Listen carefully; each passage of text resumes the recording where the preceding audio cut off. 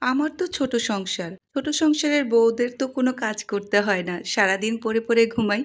তাই যার সাথেই যখনই কথা হয় একটা প্রশ্ন কমন থাকে, "কি করি সারাদিন?" আসসালামু আলাইকুম everyone. Welcome to Sumina's diary. Sumina's ডায়েরির আরেকটি নতুন ভিডিওতে আপনাদের সবাইকে স্বাগত জানাচ্ছি। কেমন আছেন সবাই? আলহামদুলিল্লাহ, আল্লাহর রহমতে আমি কিন্তু ভালো আছি। আসলে আমাদের যাদের ছোট সংসার তাদেরকে বরাবরই একটা কমন কথা সবার কাছ থেকেই শুনতে হয়, "কি করি সারাদিন?"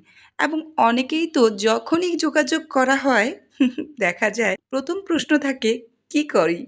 ঘুমাই?" সেটা দিনের বা রাতের যেকোনো বেলাই হোক না কেন, যেকোনো সময় হোক না কেন, একটা প্রশ্ন কমন থাকে, তখন ঘুমাই নাকি? ঘুমের সময় হোক বা না হোক, এই প্রশ্নটা শুনতেই হয় অনেকের কাছ থেকেই। কথা শুনে মনে হয় আমরা ছোট সংসারের বউরা সবসময় রেস্টুরেন্ট থেকে খাবার এনে খাই। আমরা একটা জিন পড়ি। আমরা তুলি বাজালেই ঘরের সব কাজ হয়ে যায়। সব ক্লিন হয়ে যায়। সব একদম মনের মতো হয়ে যায়। তাই আমরাও রান্নাবান্না করি, আমরাও রেঁধে খাই এবং সবসময় এক ধরনের খাবার খাই না। বিভিন্ন সময় বিভিন্ন ধরনের খাবার খাই।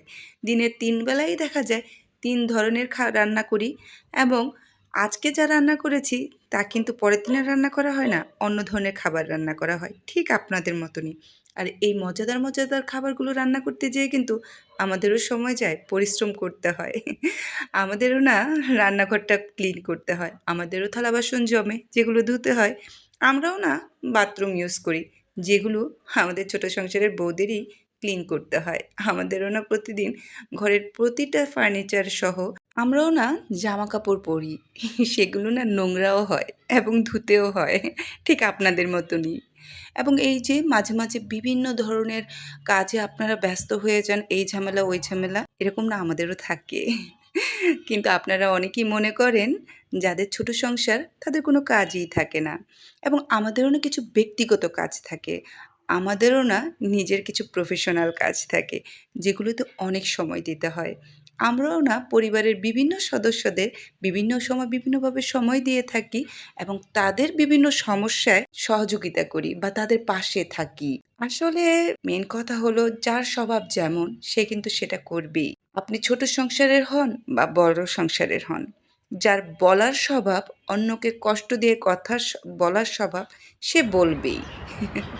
কিন্তু একটুও মনে থাকে না যে আমরাও একটু সংসার করি, যে সংসারে প্রচুর কাজ থাকে। যাই হোক, ভিডিও ভালো লাগলে অবশ্যই লাইক, কমেন্ট এবং শেয়ার করে যাবেন।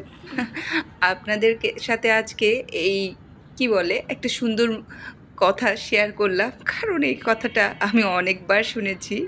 তাই আজকে আপনাদের সাথে একটু শেয়ার করলাম। আল্লাহ হাফেজ। Thanks for watching.